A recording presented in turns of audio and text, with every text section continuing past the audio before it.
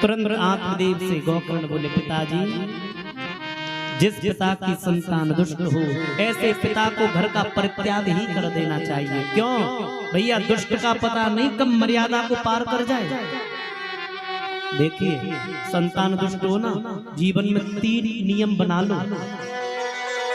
पहला नौन, मौन और कौन, ये बुढ़ापे के सूत्र हैं। नौन का अर्थ जीवा पर कंट्रोल रखिए। जैसा मिल जाए जाए विद राखे राम ताहि विद रहिए। स्वाद छांटोगे तो बहुएं फटकार लगा देंगे, बेटा फटकार लगा देगा। जीवा पर कंट्रोल पहला। और उसके बाद मौन, ज्यादा सलाह दोगे तो हो सकता है फटकार मिल जाए। चुपचाप पड़े रहो, देखते रहो, बोलिए मत। और तीसरा कौन, एक कोना पकड़ लो। अब आप सोच नहीं कमरे में ही लेटेंगे एसी में ही, और बुढ़ापे में खकार होती है, कई व्यसन आ जाते हैं और कहीं थूक दिया तो पता है खाट कहाँ पहुंचेगी। हाँ, कोना पकड़ लो जीवन, अगर सच में बड़े नियम से जीना है तो। गोकर्ण कह रहे पिताजी जिस पिता की अच्छा, जीवन में कष्ट अपना ही देता है। गौर से सुनिएगा, जितना कष्ट अपना देगा पराया दे ही नहीं सकता। आत्मदेव आज क्यों रो रहे हैं? नगर ने परेशान नहीं किया, आत्मदेव को कष्ट देने वाला अपना खुद का है। एक बार एक संत निकल के जा रहे थे तो बाबा ने 2 स्थितियां देखी। एक जगह लोहे के ऊपर लोहे का घन चल रहा था, तो जहां लोहे का घन चल रहा बड़ी जोर जोर से आवाज हो रही, टन टन की आवाज। बाबा ने देखा, निकल गए। एक सुनार की दुकान से निकले तो सुनार आभूषण बना रहा था, तो उसके हाथ में लोहे की हथौड़ी और आभूषण बना रहा था सोने के। तो जब ठोक रहा था तो कोई आवाज नहीं आई। महाराज जी को बड़ा आश्चर्य हुआ कि एक हथौड़ी उधर चल रही, इतनी जोर की आवाज, और यहाँ कोई आवाज नहीं।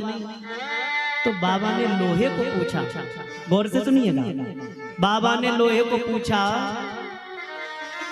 क्यों भैया आप यहाँ तो इतनी आवाज कर रहे हो, चीखते हो, चिल्लाते हो, और वहां सुनार की दुकान पे तो आप में कोई आवाज ही नहीं आ रही। बड़ा सुंदर जवाब दिया लोहे ने। लोहा बोला, महाराज यहाँ मुझे पीटने वाला मेरा अपना है, लोहे के ऊपर लोहे का घन है इसलिए आवाज है, और वहां लोहा किसके ऊपर चल रहा है? सोने के ऊपर। वहां पीटने वाला और पिटने वाला और है, इसलिए कष्ट नहीं। और यहाँ पीटने वाला भी अपना और चलने वाला भी अपना। भैया जब अपना कष्ट देता है तो वो कष्ट होता है जिसकी कोई कल्पना ही नहीं। गोकर्ण बोले, पिताजी मेरी बात मानो तो बस एक ही काम करिए। असार खल संसारो दुख रूपी विमोह का, सुत कस्य धनौ कस्य स्नेहावांजलते निसम। असार खल संसारो, पिताजी ये संसार है ना, ये इसमें कोई सार नहीं है, और इसका नाम है असार खल संसारो दुख रूपी विमोह का। पिताजी संसार का एक नाम है दुखालय। क्या नाम है? दुखालय। और देखिए आप भोजनालय में जाएंगे तो क्या मिलेगा? भोजन मिलेगा कि नहीं? और पुस्तकालय में जाएंगे तो पुस्तक मिलेगी, और दुखालय में जाएंगे तो क्या मिलेगा? दुख ही तो मिलेगा। पिताजी ये संसार असार है, खल संसारो, ये संसार असार है, और जिसके लिए आप रो रहे हो ना, सुत कस्य धनम कस्य, ना कोई किसी का बेटा है ना कोई किसी की बेटी है, ये तो जीव धर्म है। क्यों पिताजी?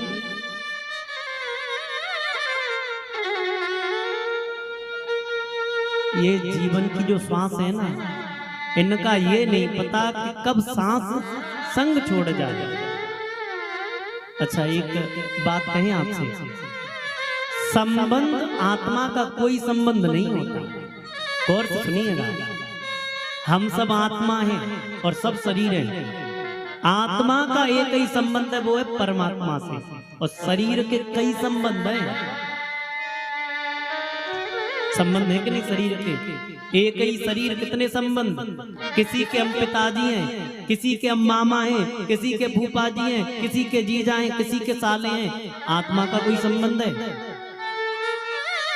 संत कहते हैं,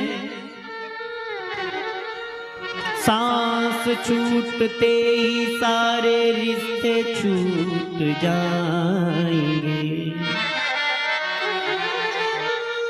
माँ बहन और बीवी बच्चे छूट जाएंगे। संबंध कब तक के हैं? सांस है तब तक। गौर से सुनिए, सांस है तब तक सब अपने हैं। सांस छूटते ही सारे रिश्ते छूट जाएंगे। और नहीं मानो तो अजमाना कभी। सांस छूट जाती है ना, फिर घर वाले ये कहते हैं भैया मिट्टी को जल्दी हटाओ, हाँ ज्यादा मत रखो। किसी ने कहा बेटा कल तक आएगा, घर वालों को लगेगा कब आए कब निकले यहाँ से ये। सांस छूटते ही आपको ज्यादा रखना घर वाले पसंद नहीं करेंगे। क्यों? संबंध सांस का है। और हम सोचें बहुत कुछ लेके जाएं। याद रख सिकंदर के हौसले तो आली थे, और जब गया था दुनिया से दोनों हाथ खाली थे। गोकर्ण कह रहे पिताजी,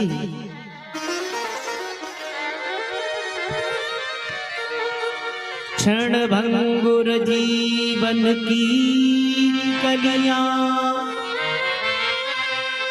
कल प्रात को जान खिली न खिली,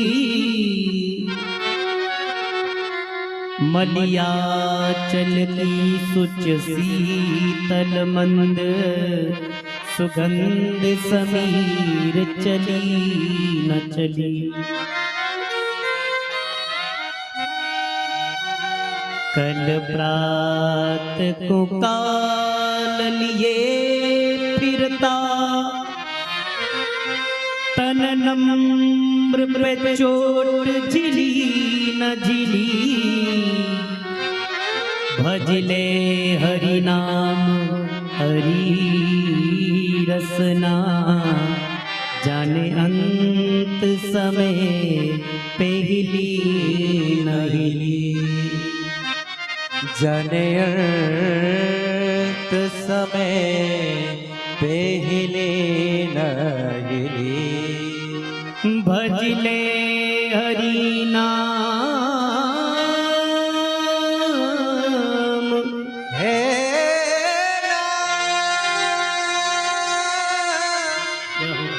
जामा श्यामा